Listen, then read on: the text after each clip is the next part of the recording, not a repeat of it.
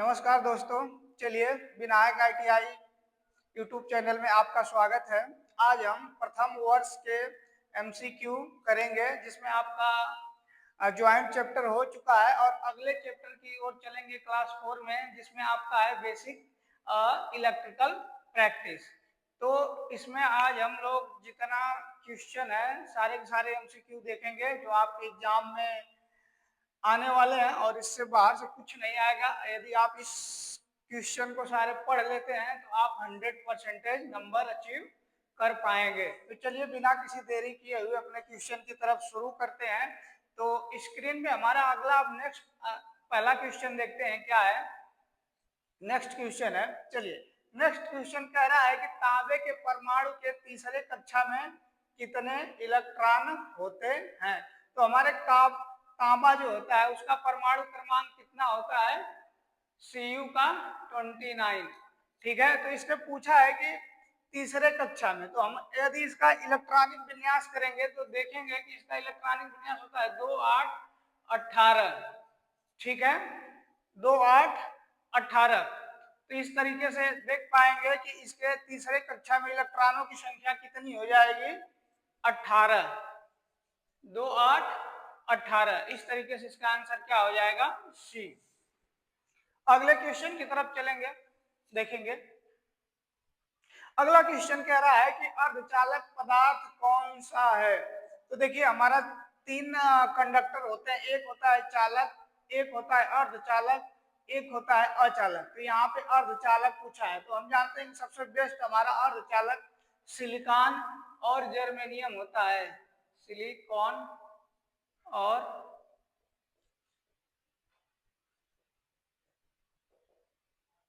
Germanium, ये दो हमारे क्या होते हैं, सेमीकंडक्टर। तो यहाँ पे क्वेश्चन में पूछा है कि अर्धचालक पदार्थ कौन सा है। तो यूरेका, एबोनाइट, मैग्नीज, ये सारे के सारे क्या है, ये कंडक्टर है, जिसमें हमारा सेमीकंडक्टर हो जाएगा जर्मेनियम। आंसर हमारा क्या हो जाएगा, डी। अगले क्वेश्चन की तरफ चलेंगे, देखेंगे। अगला क्वेश्चन दिया है कि नियॉन पोलरिटी संकेतक का एसी आपूर्ति जांचते समय संकेत का क्या संकेत होता है। जब हम नियॉन लैब में उसकी पोलरिटी चेक करते हैं तो उसमें हमेशा और हमेशा यही ध्यान देना होता है कि उसके दोनों इलेक्ट्रोड हमेशा जलने चाहिए। तो हमारा ऑप्शन सही हो जाएगा। क्या ऑप्शन है, देखिए दोनों इलेक्ट्रोड जलते हैं, तो दोनों इलेक्ट्रोड जल रहे हैं, तो इसमें किसमें दे रखा है, ऑप्शन ए में। तो हमारा इसका आंसर क्या हो जाएगा, ए, दोनों इलेक्ट्रोड जलते हैं। चलिए नेक्स्ट क्वेश्चन की तरफ देखेंगे। अब यहाँ पे देखिए एक न्यूमेरिकल क्वेश्चन है, इसमें आपका पूछा है कि 500 वाट के लैंप को 5 घंटे जलाने पर विद्युत ऊर्जा की खपत को यूनिट में निकालिए। तो यहाँ पे यूनिट निकालना है दोस्तों। जैसे आपके घर पे बिजली का बिल आता है तो आपको बिजली का खर्चा निकालना होता है, तो यूनिट में ही निकाली जाती है। रेट के हिसाब से कितना यूनिट आप खर्च करते हैं उसके हिसाब से पैसा लगता है। तो यहाँ पर देखेंगे, तो इस यहाँ पर देखेंगे कि लोड कितना है। हमारा यूनिट निकालने का फार्मूला होता है टोटल खपत वाट गुणे घंटा इंटू दिन, अब बटे के क्या होता है 100। तो हमारा टोटल लोड कितना है, 500 घंटा हमने खर्च किया 5 एक दिन के लिए, बटे 100। ठीक है, यही है ना, 505 घंटे।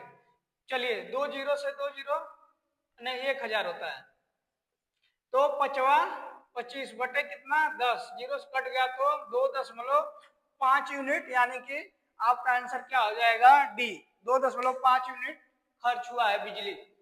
ठीक है, तो एक यूनिट का मूल्य अगर 5 रुपया है तो 2.5 यूनिट का हम निकाल लेंगे और इस तरीके से हमारे घर की बिल निकल जाती है। तो आप लोग बिल अगर बनाना है तो इस तरीके से बना सकते हैं, अपने घर का चेक भी कर सकते हैं।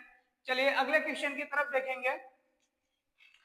दे रखा है, देखिए फिर न्यूमेरिकल दे रखा है कि 100 वाट 250 वोल्ट से रेटेड बल्ब के गर्म प्रतिरोध का मान क्या होगा।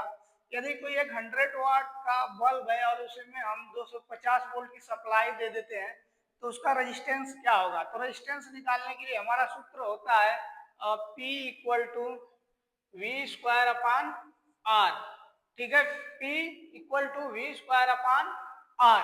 तो यहाँ पे हमें देखना है रेजिस्टेंस पूछा है तो हम आर बराबर कर देंगे वी स्क्वायर अपान के पी, ठीक है। तो वी की वैल्यू दे रखा है टोटल वोल्टेज 250 इंटू के 250 अब बटे के लोड कितना है, वाट कितना है 100, ठीक है 100 हो गया। तो इसको काट देंगे तो 25 इंटू 25 कितना हो जाएगा 625। तो हमारा आंसर देख पा रहे हैं कि डी, इसका आंसर क्या हो जाएगा डी 625, ठीक है। आई होप कि आप लोग को समझ में आ रहा होगा। अगला क्वेश्चन की तरफ चलते हैं। नेक्स्ट क्वेश्चन है, कह रहा है कि कौन सा नियम कहता है कि बंद विद्युत परिपथ में लगाया गया वोल्टेज वोल्टेज पाथ के योग के बराबर होता है। तो देखिए जब हमारा कोई सर्किट होता है इस तरीके से और इस सर्किट में जब हम सप्लाई से जोड़ देते हैं तो इसमें हमारा दो नियम लागू होता है किरचॉफ के, एक करंट लॉ एक वोल्टेज लॉ। तो जो हमारा करंट वोल्टेज लॉ होता है, क्या होता है कि किसी परिपथ में विद्युत परिपथ में लगाया गया वोल्टेज वोल्टेज पाथ के योग के बराबर होता है। तो ये वोल्टेज का नियम पहला नहीं बल्कि क्या होता है दूसरा होता है। तो किरचॉफ का क्या कहलाएगा ये दूसरा नियम। इसके साथ आंसर क्या हो जाएंगे इसके डी सही हो जाएगा। पहला करंट का नियम होता है, दूसरा वोल्टेज का नियम होता है। अगला क्वेश्चन की तरफ चलेंगे, देखेंगे। फिर देखिए न्यूमेरिकल है। अब यहाँ पे दे दिया है कि 200 वाट 240 के दो लैंप 240 वोल्ट के आपूर्ति से जुड़े हुए हैं। तो टोटल पावर पूछा है, ठीक है। तो टोटल पावर हमको निकालना है। तो इसका थोड़ा न्यूमेरिकल देखेंगे कैसे लगाएंगे इसको। चलिए टोटल पावर दिया है ना, पहला पावर निकालने के लिए हम क्या निकालेंगे वी स्क्वायर अपान आर। तो यहाँ पे देखेंगे कि P की वैल्यू कितना है। चलिए तो R बराबर कर लेंगे वी स्क्वायर यानी कि 240 इंटू के 240 अपान के 200, ठीक है। तो ये दो जीरो से दो जीरो कट गए। अब मैं कर दूंगा 2 से कट गए तो ये हो गया 12 और 12 इंटू के 24 तो गुणा करेंगे, ठीक। तो 24 गुना के 48 जाएगा और 24 से कम में 24 से 8 4 4 8 288। तो एक का जो रेजिस्टेंस वैल्यू आ गया 288। तो अगर एक का 288 आया है तो हमारा लैंप किस क्रम में जुड़ा है सीरीज में। तो दोनों को जोड़ देंगे 288 और 288 8 8 16 8 8 16 7 और 2 2 4 1 5 टोटल वैल्यू टोटल रेजिस्टेंस हो गया 576। तो टोटल अब शक्ति पूछा है तो फिर करेंगे P equal to V square upon के आर, ठीक है। तो यहाँ पे कर देंगे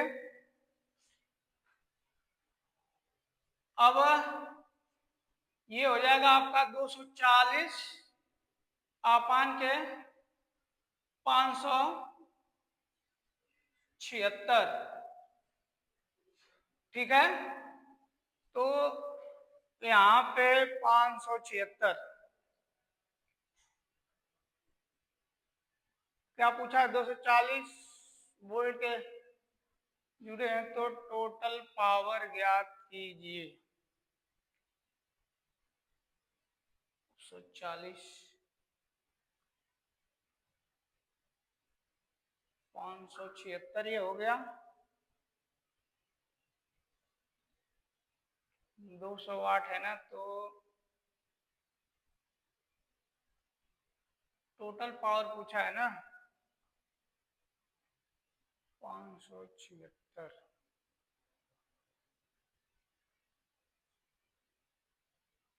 एक मिनट, हाँ मिस्टेक हो रहा है। 576 तो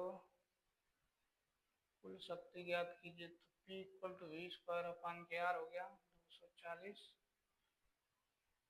इंटू 200, हाँ 240 जब आप इसको कैलकुलेट करेंगे तो कितना हमारा आएगा, अगर सॉल्व करते हैं तो कितना आ जाएगा 100 वाट आएगा।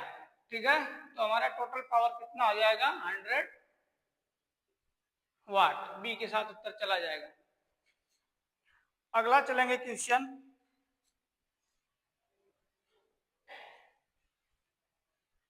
नेक्स्ट क्वेश्चन देखेंगे। चलिए अगला क्वेश्चन है, दिया है कि 3 रेजिस्टेंस R1 R2 R3 समांतर प्रतिरोध में जुड़े हैं तो टोटल रेजिस्टेंस कुल प्रतिरोध ज्ञात कीजिए। तो देखिए हमारा जो कनेक्शन होता है रेजिस्टेंस का वो दो क्रम में रखते हैं, या तो सीरीज या तो पैरेलल, या सीरीज पैरेलल दोनों में रखते हैं। तो यहाँ पे पैरेलल में पूछा है तो हमारा पैरेलल का फार्मूला होता है R = 1/R1 + 1/R2 + 1/R3। यदि इसका टोटल इक्विवेलेंट निकालेंगे तो 1 आ जाएगा 1/R1 + 1/R2 + 1/R3। तो इसका आंसर हमारा क्या हो जाएगा देखेंगे तो सी उत्तर हो जाएगा। यही सीरीज में पूछता तो R बराबर R1 + के R2 + के R3 होता। ठीक है, तो हमारा आंसर क्या हो जाएगा सी। अगला चलेंगे। नेक्स्ट क्वेश्चन है कि ओम मीटर का पाठ्यांक खुले हुए R2 के में प्रतिरोध क्या दिखाएगा। तो देखिए जब भी कोई अमीटर है और वो ओपन रहता है तो उसका रेजिस्टेंस हमेशा और हमेशा क्या होता है इनफाइनाइट होता है। तो इसके साथ हमारा इसका आंसर क्या हो जाएगा, क्वेश्चन नंबर बी सही होगा, अनंत हो जाएगा। अगला क्वेश्चन की तरफ चलेंगे, देखेंगे। नेक्स्ट क्वेश्चन है, कह रहा किसी चालक के प्रतिरोध में क्या परिवर्तन होगा यदि उसके व्यास को दुगुना कर दिया जाए। देखिए जब भी अगर कंडक्टर के व्यास को जब भी हम बढ़ाते हैं तो रेजिस्टेंस हमारा क्या होता है हमेशा और हमेशा कम होता है। तो इसका रेजिस्टेंस क्या हो जाएगा 4 गुना तक कम हो जाएगा। तो आंसर हमारा क्या हो जाएगा बी, 4 गुना तक कम हो जाएगा। अगला क्वेश्चन की तरफ चलेंगे, देखेंगे। अब देखिए ये चित्र है, ये फिगर जो है एक ये वायर बाउंड रजिस्टर है, ठीक है, जिसपे हम धारा के मान को कम या ज्यादा करने के लिए यूज करते हैं। एक ये चीनी मिट्टी का एक पोर्सलिन डिश बना हुआ है, इसमें हम कंडक्टर को लपेट देते हैं तो ये तार से बंधे हुए प्रतिरोध है, तो इसका नाम है वायर बाउंड रजिस्टर। तो इस ऑप्शन में हमारा कौन सा सही होगा, बी वाला वायर बाउंड रजिस्टर। बी के साथ आंसर चला जाएगा। चलिए अगला क्वेश्चन देखेंगे। नेक्स्ट क्वेश्चन है, अब देखिए यहाँ कलर कोडिंग का क्वेश्चन पूछा है कि रंगकूट विधि के द्वारा प्रतिरोध का मान बताइए। ठीक है, तो यहाँ पे देखिए हम कलर कोडिंग कैसे निकालते हैं, हमको कलर कोडिंग सबका याद होना चाहिए। रेड है, ब्लू है, ऑरेंज है और सिल्वर है। तो लास्ट का जो होता है वो टॉलरेंस होता है। तो हम जानते हैं इसका कलर कोडिंग निकालेंगे तो रेड क्या है, रेड है, ब्लू है और क्या है, नहीं रेड है, ब्लू है, ऑरेंज है, ऑरेंज है और सिल्वर है। ठीक है, तो इसकी कलर कोडिंग हमको याद रहना चाहिए। तो रेड का होता है 2, ब्लू का होता है 6, ऑरेंज का होता है 10 के पावर 3 और टॉलरेंस लास्ट का टॉलरेंस होता है तो सिल्वर का 10% होता है। यदि गोल्ड का पूछता तो 5% होगा। तो 26 इंटू 10 के पावर 3 प्लस माइनस 10। तो इसका आंसर क्या सही हो जाएगा, ऑप्शन बी। ठीक है, अगला क्वेश्चन की तरफ चलेंगे, देखेंगे। ये देखिए एक ये मेजर है, ओम मीटर है। तो ओम मीटर में पूछा है कि यार एक ही क्रम में क्यों समायोजित किया जाता है। ओम मीटर को हम आरेखी क्रम में क्यों करते हैं, क्योंकि यहाँ पे हमको रेजिस्टेंस मेजर करना, और रेजिस्टेंस क्या होता है करंट का दुश्मन होता है।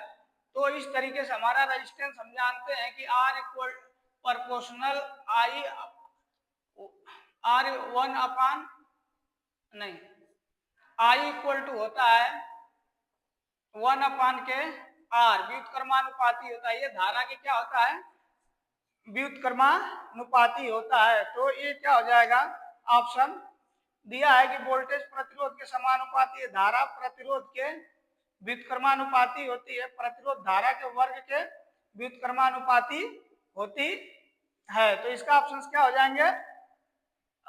सी हो जाएगा। ठीक है, सी उत्तर हो जाएगा। चलिए अगला क्वेश्चन की तरफ चलेंगे। अब देखिए यहाँ पे एक व्हीट स्टोन ब्रिज बना हुआ है और इसमें वैल्यू पूछा है कि वैल्यू ज्ञात कीजिए।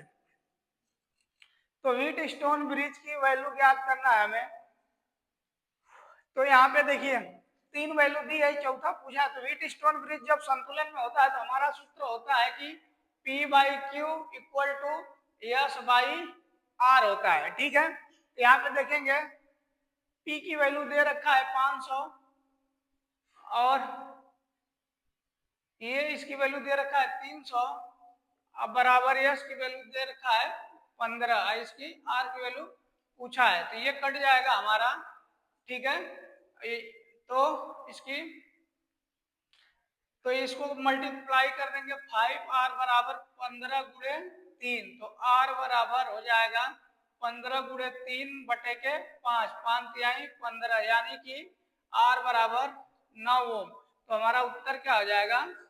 9 ओम आ जाएगा। ठीक है, अगला क्वेश्चन की तरफ चलेंगे, देखेंगे।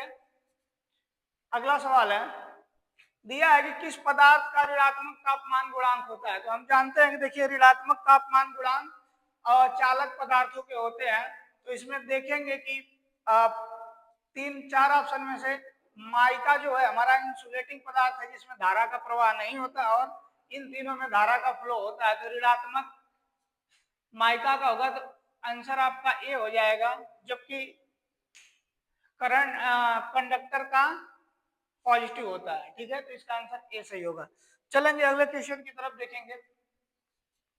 अगला है कि ओम के नियम संबंधित विद्युत राशियां कौन सी हैं। तो विद्युत राशियां हमारी 3 होती हैं, धारा, वोल्टेज और प्रतिरोध।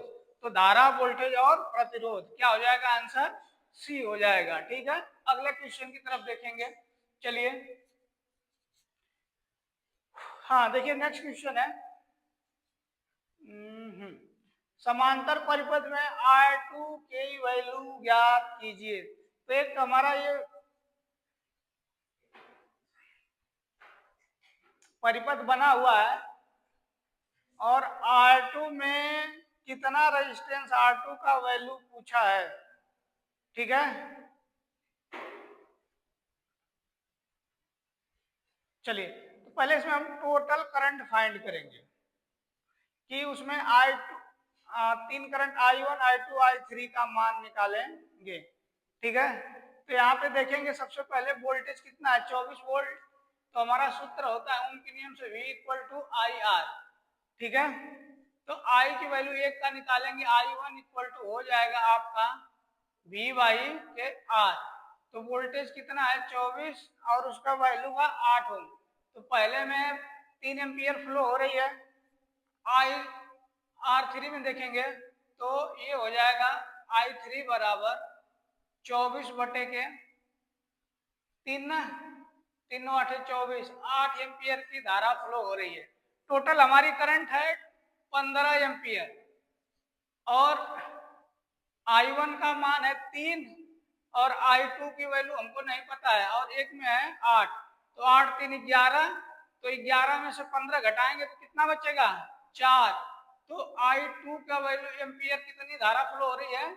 4 एम्पियर। तो उसका रेजिस्टेंस देखेंगे तो V इक्वल टू IR। ठीक है, तो 4 इंटू वोल्टेज कितना है 24। ठीक है, R की वैल्यू पूछा है R2 रेजिस्टेंस, तो R2 बराबर हो जाएगा 24 बटे के 4, 6 को 24 यानी कि 6 ओम। उत्तर क्या हो जाएगा हमारा? सी सही होगा, 6 ओम उत्तर आएगा। अगले क्वेश्चन की तरफ देखेंगे। चलिए नेक्स्ट क्वेश्चन है, एक शाखा खुली होने पर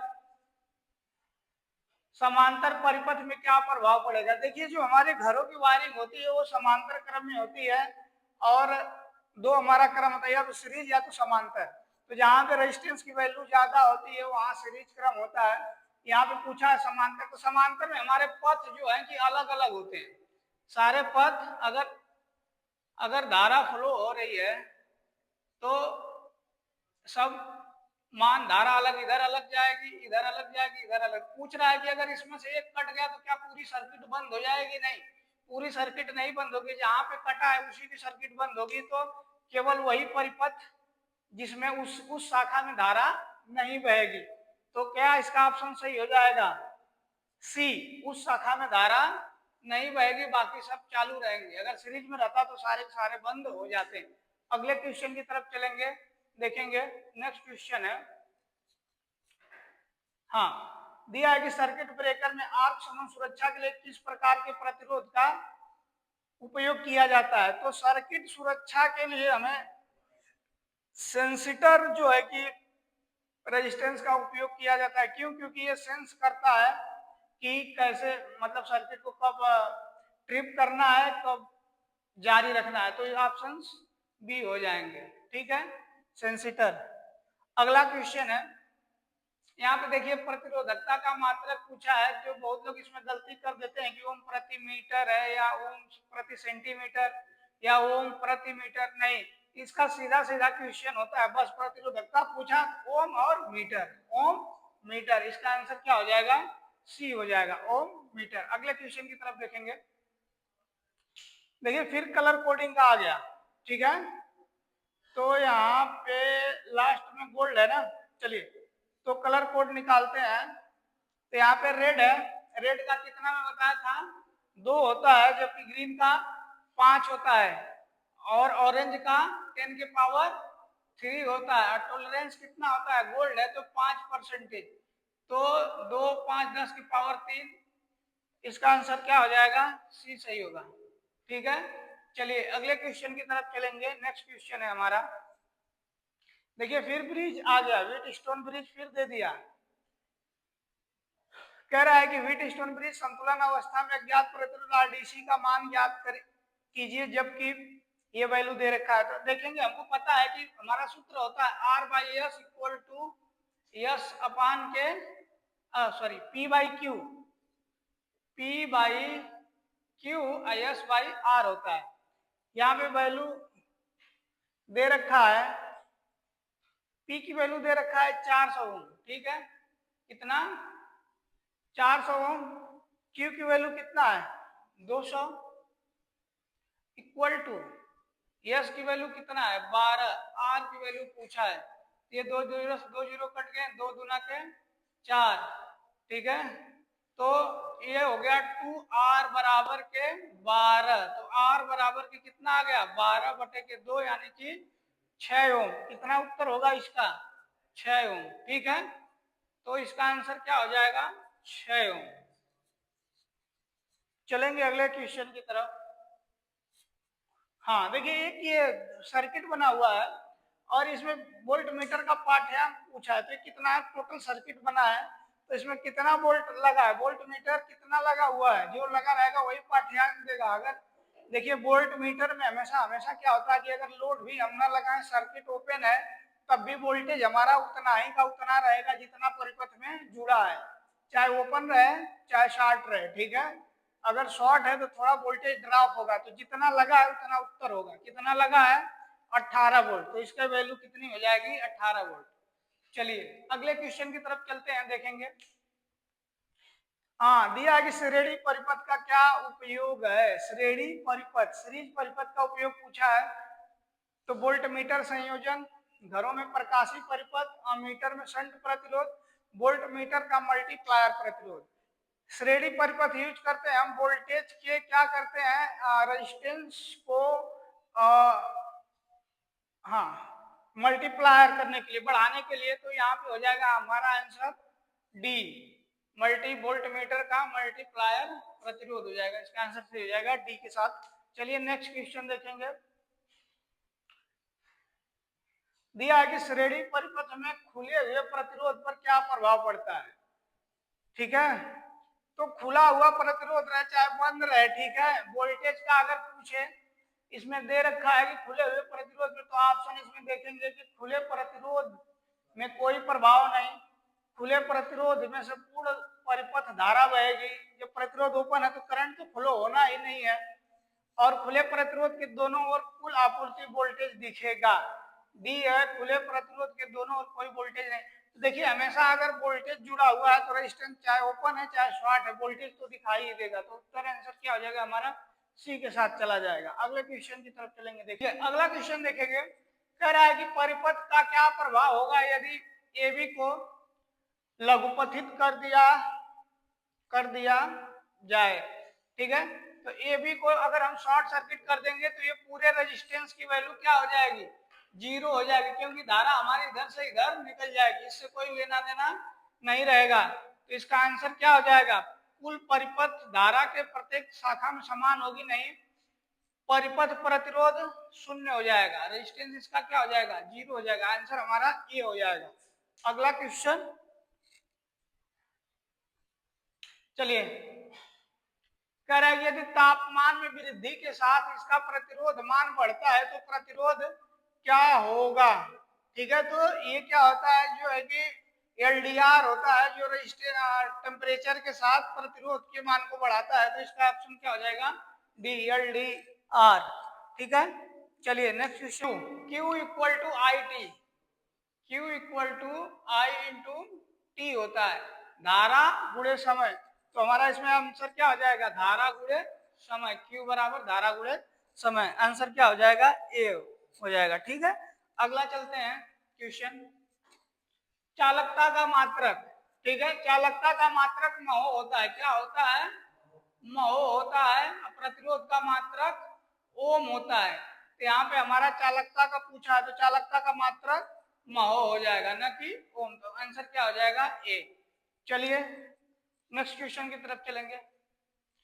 अब दिया है कि ओम प्रति डिग्री सेंटीग्रेड प्रतिरोध में परिवर्तन को कौन सा परिभाषित करता है। तो देखिए टेम्परेचर कोफिशिएंट हमेशा प्रेजेंट करता है, यदि प्रति डिग्री सेंटीग्रेड तापमान बढ़ता है तो इसका आंसर क्या हो जाएगा, डी वाला सही हो जाएगा, तापमान गुणांक। ठीक है, अगला क्वेश्चन की तरफ चलते हैं। हाँ देखिए, बैटरी की पोलैरिटी जांचने के लिए किस प्रकार के मीटर का प्रयोग किया जाता है। तो दोस्तों हम बैटरी की जो पोलैरिटी है उसको हमेशा ज्ञात करने के लिए जब भी पूछे तो उसके लिए हमेशा मूविंग कॉइल वोल्ट मीटर का यूज करते हैं। ठीक है, मूविंग कॉइल वोल्ट मीटर। तो आंसर क्या हो जाएगा, देखेंगे बी वाला सही होगा, मूविंग कॉइल वोल्ट मीटर। चलिए अगला चलते हैं, नेक्स्ट क्वेश्चन। तो इसमें पूछा है कि R2 में वोल्टेज कितना है। ठीक है, R1 R2, तो इसमें हमारा R2 में वोल्टेज की वैल्यू कितना हो जाएगी, 10 वोल्ट। ठीक है, अगला क्वेश्चन देखेंगे। चलिए अगला क्वेश्चन है कि श्रेणी परिपथ का उपयोग क्या है। तो श्रेणी परिपथ हमेशा हम किसमें करते हैं, परिपथ फ्यूज में। किसमें करते हैं, परिपथ फ्यूज में लगाते हैं सर्किट की सुरक्षा के लिए। तो आंसर क्या हो जाएगा, ए, परिपथ में फ्यूज। अगले क्वेश्चन की तरफ चलेंगे, देखेंगे नेक्स्ट क्वेश्चन है। चलिए कह रहा है कि 1 ओम से 100 के तक के रेजिस्टेंस को मेजर करने के लिए कौन सी विधि का यूज करते हैं। तो 1 और 1 से 100 के लिए हमेशा हम कौन सी विधि का यूज करते हैं, तो व्हीट स्टोन विधि करते हैं। जबकि इससे कम अगर करना हो, कम से कम, तो केल्विन विधि से करते हैं। ठीक है, तो 1 से 100 के लिए व्हीट स्टोन ब्रिज। तो इसमें देखेंगे व्हीट स्टोन ब्रिज दिया है क्या, हाँ सी, व्हीट स्टोन ब्रिज विधि से करेंगे, उत्तर इसका सी हो जाएगा। अगला क्वेश्चन चलेंगे, देखेंगे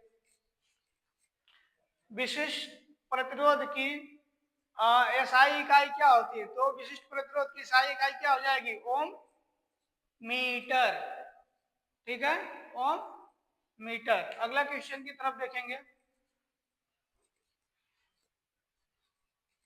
चलिए नेक्स्ट क्वेश्चन है, फिर देखिए कलर कोडिंग से काफी क्वेश्चन दिया हुआ है। तो यहाँ पे देखिए ऑरेंज और रेड सिल्वर दिया है, सिल्वर है ना, हाँ ठीक है। तो हमारा ऑरेंज ऑरेंज है, तो हम 10 के पावर 3, तो यहाँ पे देखेंगे 3300 और 10% इसका है, तो ये हो जाएगा आपका बी। ठीक है, मैं कोडिंग का बता चुका हूँ, 2 क्वेश्चन में हल करके उसी तरह इसका भी हल होगा। ठीक है, तो इसका आंसर क्या हो जाएगा? B, option number B. अगले क्वेश्चन की तरफ चलेंगे, देखेंगे नेक्स्ट क्वेश्चन। ये देखिए चित्र में दिखा रहा है कि आपका एक कह रहा है कि श्रेणी प्रकार के ओम मीटर, एक ओम मीटर लगा हुआ है और परिपथ में शंट प्रतिरोध R2 का क्या उपयोग है। तो इसमें R2 एक लगा हुआ है, तो ये क्या करता है, R2 जो है कि मल्टीमीटर के जो शून्य की संकेतक उसको क्या करता है, एडजस्ट करता है। तो संकेतक की शून्य स्थिति को समायोजित करना होता है। आंसर क्या हो जाएगा? सी हो जाएगा। अगला क्वेश्चन देखेंगे, डी होगा, सॉरी अगला क्वेश्चन चलेंगे, इसका सी है। अगला क्वेश्चन देखेंगे, दिया है कौन सी विद्युत राशि चालक में ऊष्मा उत्पन्न के प्रभाव को प्रभावित करती है। तो ये ऊष्मा उत्पन्न के प्रभावित को क्या करती है? धारा का वर्ग, स्क्वायर ऑफ करंट जो है हीटिंग को इफेक्ट करती है। क्वेश्चन नंबर, इसका आंसर हो जाएगा बी। क्वेश्चन नंबर अगला चलते हैं, देखेंगे। अगला है कि चालक के प्रतिरोध के मान में क्या परिवर्तन होता है। देखिए कोई चालक है, उसका रेजिस्टेंस के मान में क्या परिवर्तन होगा अगर इसका अनुप्रस्थ काट क्षेत्रफल दोगुना हो जाएगा, तो इसका प्रतिरोध का मान में क्या परिवर्तन होगा? तो प्रतिरोध का मान क्या हो जाएगा? इसका 4 गुना कम हो जाता है, ही ना। तो ऑप्शन क्या हो जाएगा? डी। चलेंगे अगले क्वेश्चन की तरफ। अब देखिए यहां पे दिया है कि R4 पर वोल्टेज पात की गणना कीजिए। ठीक है, R4 पे वोल्टेज पात की गणना कीजिए, तो इसका हो जाएगा आपका, देखेंगे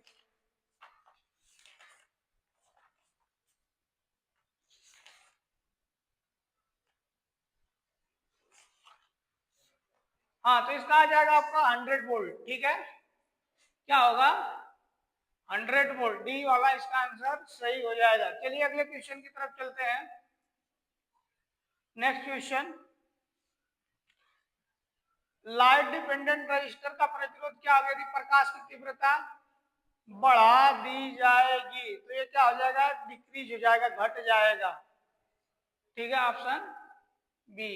चलिए अगले क्वेश्चन की तरफ चलेंगे। हाँ, डीसी परिपथ में शक्ति की गणना करने का क्या सूत्र होता है? तो हमारा क्या होता है? V equal to I R. ठीक है, तो डीसी परिपथ में P इक्वल टू क्या होता है? V आई। तो वोल्टेज और धारा, वोल्टेज और प्रतिरोध क्या हो जाएगा? ऑप्शन डी सही हो जाएगा। चलिए अगला क्वेश्चन चलेंगे। 2 रेटेड लैंप के गर्म प्रतिरोध की गणना कीजिए। तो देखिए यहाँ पे फिर सूत्र से कैलकुलेशन का सवाल आ गया। तो हमारा सूत्र होता है P equal to V square upon के आर। तो रेटेड लैंप का रेजिस्टेंस की वैल्यू पूछा है, तो आर बराबर हो जाएगा V का मार्क दिया 250 गुणे 250 अब बटे के आर की वैल्यू क्या है? आर की वैल्यू निकालना है। P की वैल्यू क्या है? 200। ठीक है, 200, तो ये 0 से 0 कट गया और 25 इंटू 25 625, 625 भागे 2, तो ये आपका वैल्यू हो जाएगी लगभग 312.5 ओम आएगा। ठीक है, इसका आंसर क्या होगा? हल करेंगे तो 312.5 इसका आधा हो जाएगा। ठीक है, नेक्स्ट क्वेश्चन देखेंगे। एक खुले सर्किट में प्रतिरोध का मान कितना होता है? तो जब भी कोई सर्किट अगर ओपन है तो उसका हमेशा रेजिस्टेंस हम अनंत रखते हैं। क्या होता है? अनंत होता है। तो इसका उत्तर क्या होगा? डी हो जाएगा। चलिए अगले क्वेश्चन की तरफ चलेंगे। अब देखिए यहाँ कहा है कि समांतर परिपथ में जुड़े हुए 50 ओम, 220, 450 तथा 560 ओम के प्रतिरोध में से किस प्रतिरोध में सबसे कम धारा का बहाव होगा। तो देखिए रेजिस्टेंस जितना अधिक होगा उतनी धारा का कम फ्लो होगा।